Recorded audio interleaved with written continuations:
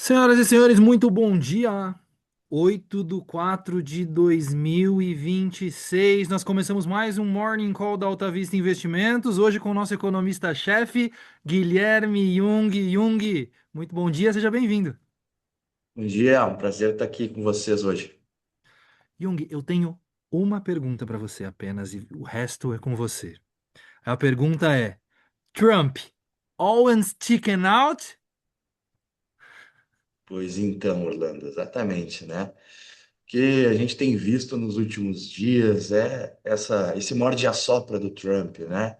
E não só nesse mandato, no anterior a gente já via alguns sinais disso, mas esse está mais claro, né? Então, o contexto que a gente pode trazer para os nossos investidores, né, que o conflito ele já vinha escalando há algumas semanas, as tensões envolvendo Estados Unidos, Israel e a região do Golfo ali com o Irã, é, isso já vem de algum tempo, né? O mercado já precificou um prêmio geopolítico no petróleo, tanto que a gente viu o petróleo ultrapassar a casa dos US$ 110, chegou muito próximo de US$ 120 o barril. Então, isso não é um risco novo, né? Mas é algo que acabou escalando.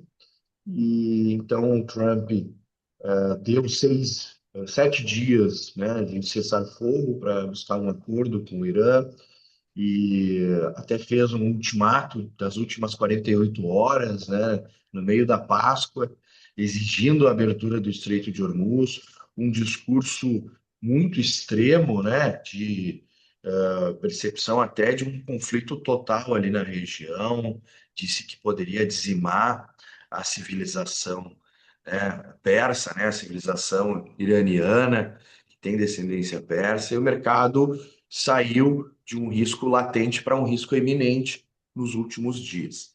Então, essa precificação de pior cenário ocorreu no início da semana, a gente viu o petróleo disparando, as bolsas caindo globalmente, e os juros com medo dessa possível inflação que viria por conta do petróleo, né? Então, temos uma mudança, né, de cenário nas últimas horas, com o ultimato até as 9 horas da noite passada, existia uma apreensão de todo o mercado, todos os portais de notícias, o que ia acontecer de fato, se o Trump ia executar esse ataque iminente, esse ataque muito forte à civilização, ou de fato ia recuar. E 1 hora e meia antes acabou, né, recuando com uma mediação muito importante do Paquistão, que entrou no jogo. Então, o Irã até apresentou uma proposta de 10 pontos, os Estados Unidos recuaram, queriam outros pontos, isso não teve um sucesso, mas o Paquistão fez este meio de campo, digamos assim, e a diplomacia evitou um evento que a gente chama na economia um evento de cauda. Então, houve o anúncio do cessar-fogo, a suspensão dos ataques por 2 semanas. O Irã aceitou reabrir o Estreito de Hormuz de forma controlada, até porque ficou vários dias fechado, então tem uma questão operacional ali muito relevante, né? Nem todo mundo vai conseguir passar de imediato.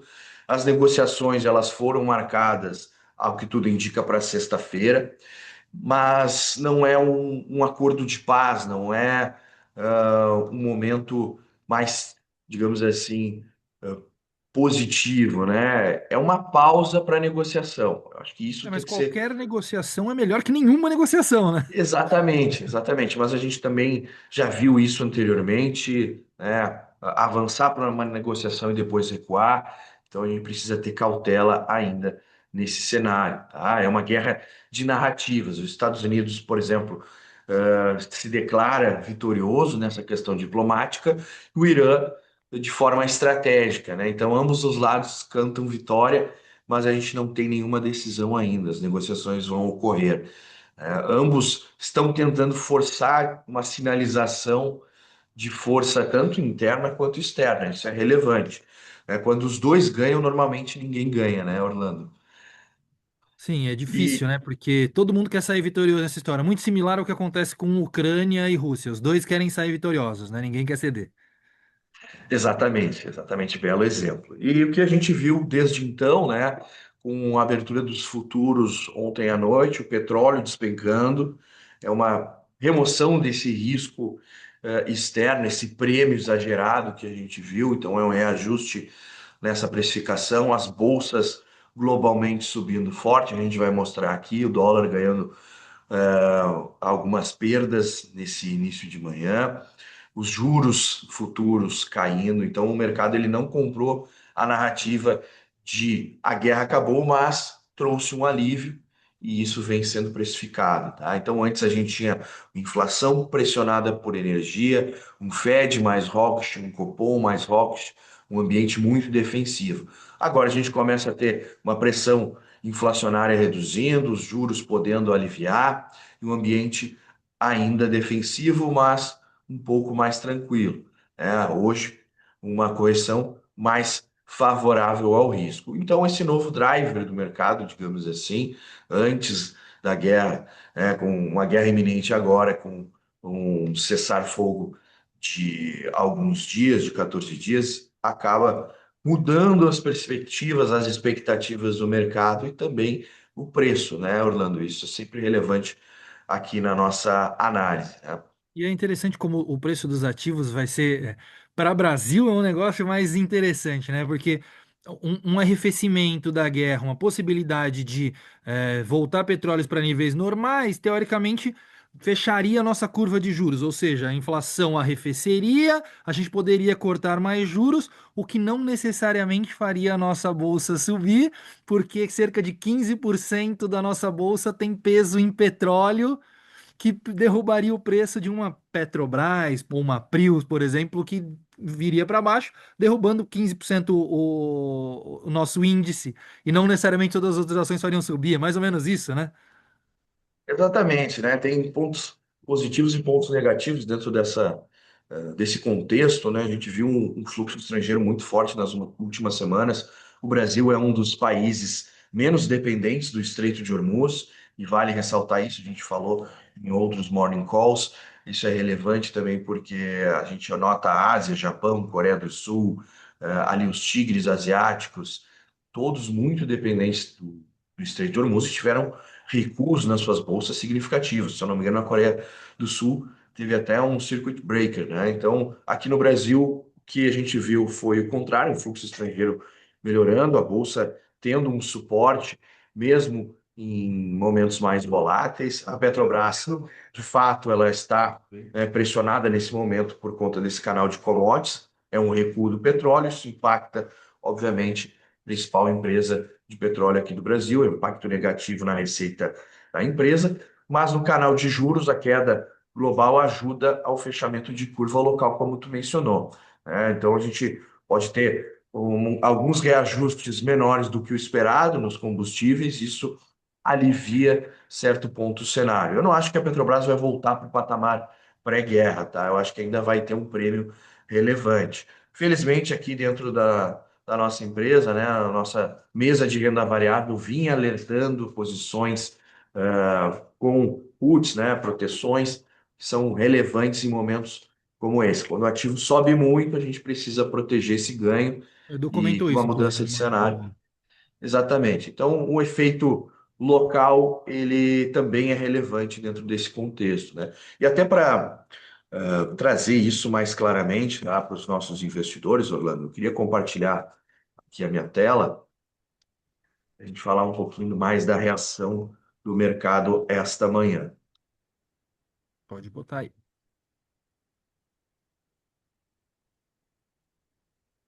Já está na tela. Aqui nós temos, né, os preços do petróleo Brent sendo negociados, preço diário, e a gente nota aí uma queda expressiva, né? O petróleo negociava na casa dos US$ 102 o barril ontem, e hoje já cai aqui para US$ 92 o barril, uma queda de 10%, assim como o WTI, né? O WTI Brent, a gente tem uma relação muito forte com o mercado global, o WTI é um mercado americano, tá? E falando dos futuros, é super relevante também, os futuros de S&P com uma alta relevante também, uma alta de 2,60, Forte, negociando hein? aí muito forte, né, para o intradiário, 2,60 de alta em um dia, um candle bem expressivo, voltando para os 6.800 pontos. Nasdaq subindo bastante também, quase 13,40 de alta nesta abertura da manhã, voltando para os 25 mil pontos. A gente nota também o fechamento na curva americana, o juro de 10 anos voltando para 4,20, chegou a negociar muito próximo de 4,5. O Bitcoin praticamente estável, né? Não teve um choque tão grande assim como em outros mercados, isso também acaba sendo relevante. O DXY, que teve uma alta também expressiva ao longo das últimas semanas, a busca por proteção também acabou sendo relevante, agora volta para um patamar aí de 98 pontos. Então É, essa é a daquilo que a gente abertura. estava mais acostumado de ver o Bitcoin reagindo tanto, o Bitcoin está no seu momento de crise existencial, né? Ele está mais Exatamente. ali meio à parte de tudo. A gente estava menos acostumado com isso, agora é acostumar um pouquinho mais com isso, né? Exatamente. Falando do ouro também, tendo uma retomada aí, né, da sua demanda, isso acaba sendo relevante também. O ouro, a gente falou aqui, com um menor crescimento global, as reservas internacionais acabam demandando menos ouro, tem menos espaço para compra de ouro. E agora, com um alívio nessas tensões geopolíticas, existe mais espaço para compra de ouro, principalmente por lado dos bancos centrais. Tá? O Falando do EWZ já está EWZ. aberto lá? EWZ, o futuro de EWZ está aberto, tá, Orlando? E aqui até eu trago, né, as principais notícias do dia aqui nos principais portais.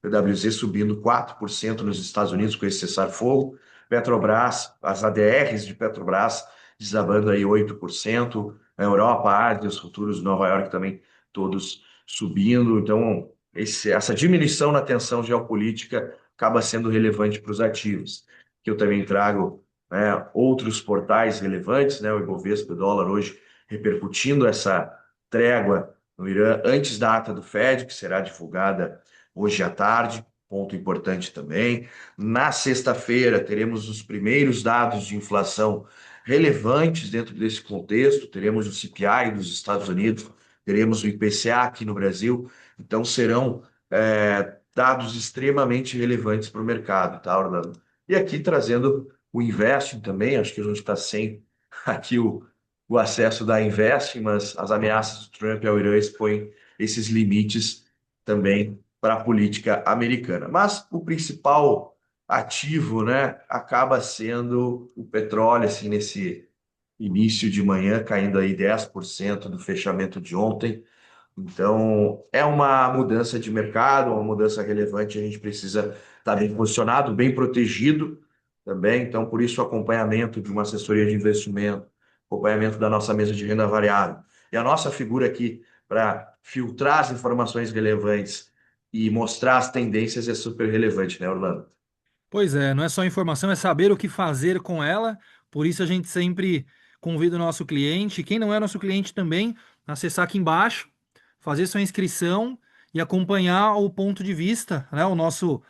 A nossa comunidade aqui para que a gente fala dos nossos do dia a dia de investimentos. Os morning calls estão todos os dias dentro da nossa plataforma, que é o ponto de vista.